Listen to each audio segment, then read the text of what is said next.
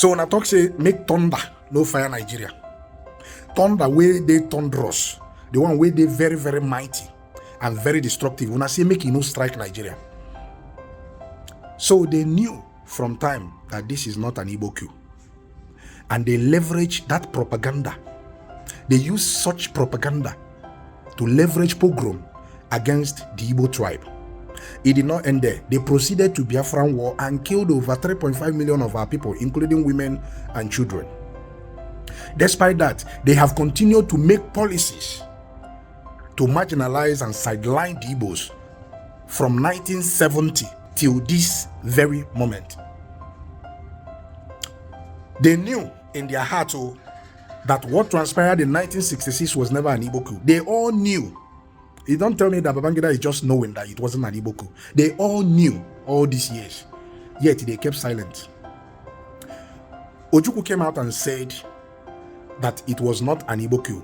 Nobody paid attention. General Nworanwu Bosi of blessed memory also came out and said that what transpired in 1966 was never an Igbo coup. And he mentioned names, yet it was not acceptable by Nigerians because their hate on Igbos, you know, get part two. Then Nnamdi Kanu came out and he told them that what transpired in 1966 was never an Igbo coup. And he narrated everything, how it happened and everything, the soldiers involved and everything, and the intention of the coup plotters. Yet nobody listened to him. They should kill him now. They can. No, they want to destabilize Nigeria. But right now, because it has come out from the mouth of Babangida, it is now widely accepted. Then since you have accepted now that it wasn't an Igbo coup, so what are you going to do to Igbos now?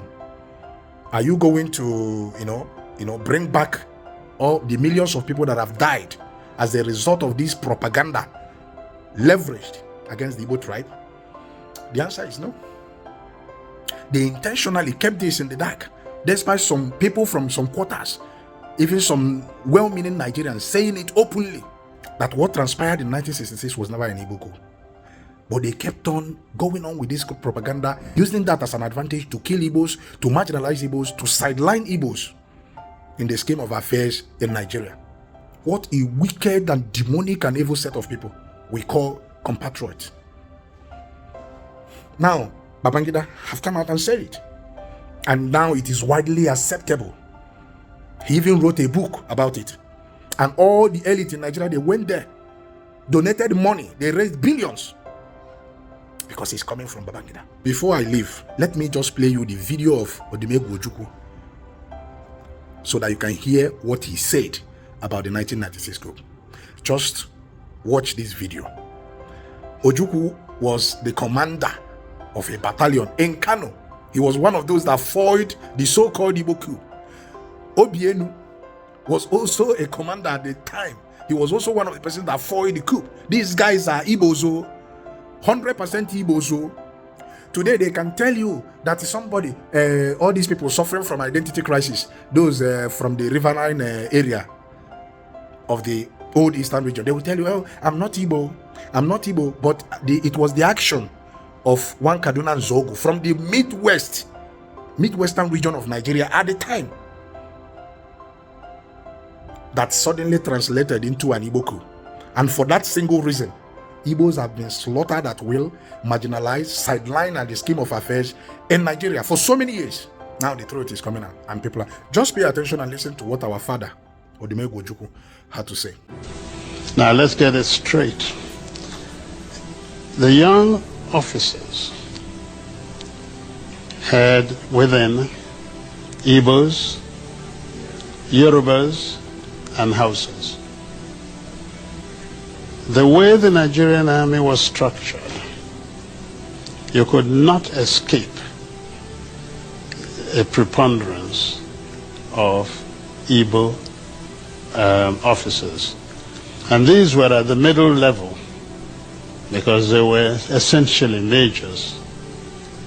By then I was a lieutenant colonel, so I wasn't part of it. I was then commanding a battalion in Kano.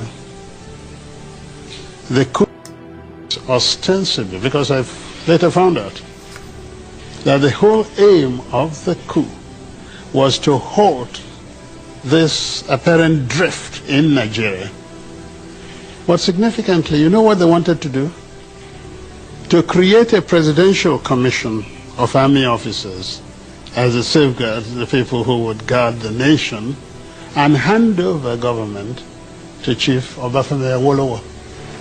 The idea was to release him from prison, make him prime minister, and in the hope that Nigeria would become a better place. That is actually how.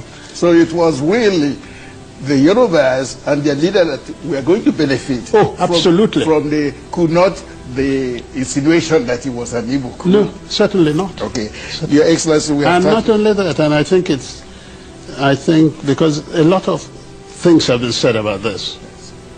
Who actually halted the coup? Aguiyi Ironsi in Lagos, an Igbo. Emeka Odumegwu in Kano, an Igbo. The Igbos halted the coup. How can it be at the same time an Igbo coup halted by Igbos? There's something odd about that.